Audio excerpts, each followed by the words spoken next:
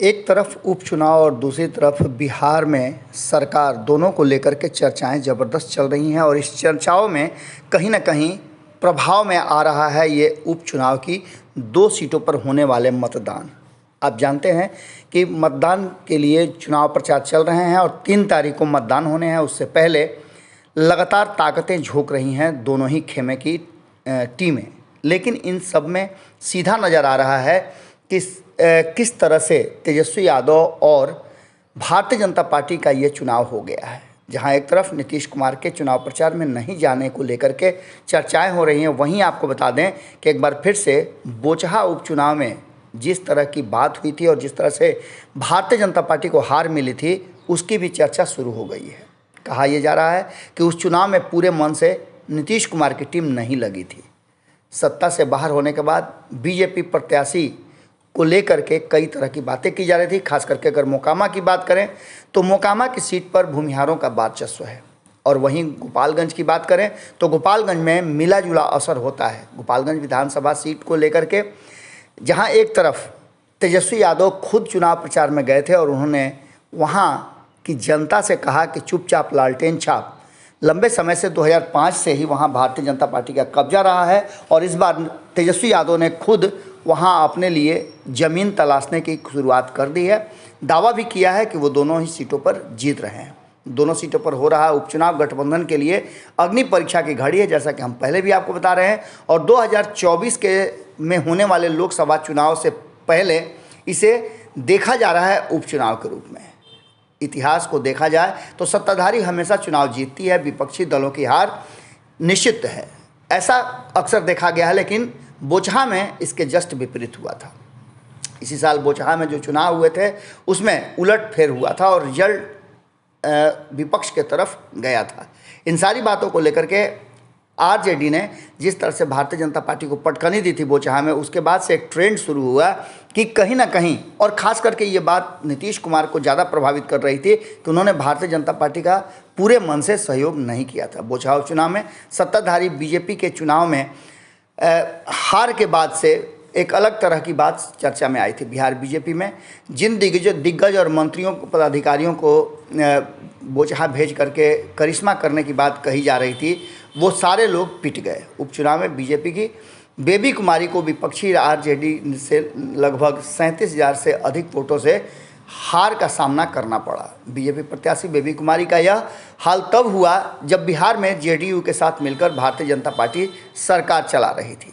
इसके साथ साथ आपको बता दें कि बड़ा लाव लश्कर लगा करके 24 मंत्री से और सांसदों की फौज को उतार दिया था भारतीय जनता पार्टी ने। तब भी ये नहीं हो पाया था कि भारतीय जनता पार्टी वहाँ की सीट जीत पाए। उसके पहले जो कुछ भी हुआ था एनडीए में, वो सभी चीज़ें आपको पता है। अब एक बार फिर से जिस तरह से भारतीय जनता पार्टी के साथ बोचहा में हुआ, कहा जा रहा है कि इस बार तेजस्वी यादव के साथ हो सकता है। लेकिन तेजस्वी यादव अपनी पूरी तैयारी कर चुके हैं। तेजस्वी यादव ने जिस तरह से मोकामा और गोपालगंज दोनों ही सीटों पर जीत दर्ज करने की बात की, वो साफ नज़र आ रहा है कि उसके लिए वो प्रयास भी कर रहे हैं। वहीं दूसरी तरफ आपको बता दें कि एक बार फिर से बोचहा की तरह ही सवर्णों ने, और सवर्णों में खास करके देखा जाए तो भूमिहारों ने, जिनका वर्चस्व मोकामा में है, उन्होंने राष्ट्रीय जनता दल को और महागठबंधन को मोकामा में समर्थन कर दिया है। वहीं अगर गोपालगंज की बात करें तो गोपालगंज में भी नीतीश कुमार नहीं जा रहे हैं चुनाव प्रचार में, लेकिन ललन सिंह तेजस्वी यादव के साथ पूरी मजबूती के साथ खड़े रहे। उन्होंने बखिया उधेड़ी मंच से भारतीय जनता पार्टी के और भारतीय जनता पार्टी की नीतियों को लेकर के बहुत कुछ कहा। यहाँ तक कहा कि 2005 से लगातार भारतीय जनता पार्टी की सीट ये रही है, भारतीय जनता पार्टी जीतती रही है, लेकिन फिर भी गोपालगंज का विकास नहीं हुआ है। अब आप समझ सकते हैं कि 2005 से लगातार नीतीश कुमार के साथ भारतीय जनता पार्टी बिहार की सत्ता पर है। अगर 2 साल और इधर के 2 महीने को छोड़ दिया जाए तो ऐसी स्थिति में ललन सिंह का ये कहना कहीं ना कहीं फिर से एक बार ये बात स्पष्ट करता है कि क्या नीतीश कुमार का दावा सिरे से गलत है कि बिहार में बहुत सारा विकास हुआ है। क्योंकि जब ललन सिंह ये कहते हैं कि 2005 से यहाँ विधायक रहे भाजपा के, उसके बाद भी विकास नहीं हुआ है, तो इसका सीधा मतलब है कि आरोप नीतीश कुमार पर भी लगता है और इससे बरी नहीं हो सकते हैं। इन सारी बातों को लेकर के मोकामा और गोपालगंज में अगर देखा जाए तो सीधी टक्कर भारतीय जनता पार्टी बनाम राष्ट्रीय जनता दल है।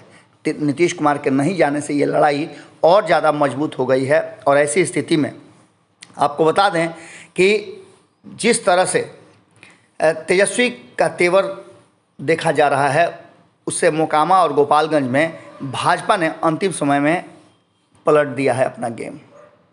क्या गेम पलटा है ये आप आने वाले चुनाव के परिणाम के बाद देखेंगे, लेकिन इतना मान के चलिए कि भारतीय जनता पार्टी ने भीतर ही भीतर ये स्टार्ट कर दिया है कि दोनों के बीच में सामंजस्य नहीं है और नीतीश कुमार कभी भी तेजस्वी यादव को छोड़ करके हमारे साथ आ सकते हैं। अब देखना होगा कि इस तरह के जो बयान हैं उनके क्या परिणाम इस चुनाव में मतदाताओं पर पड़ता है।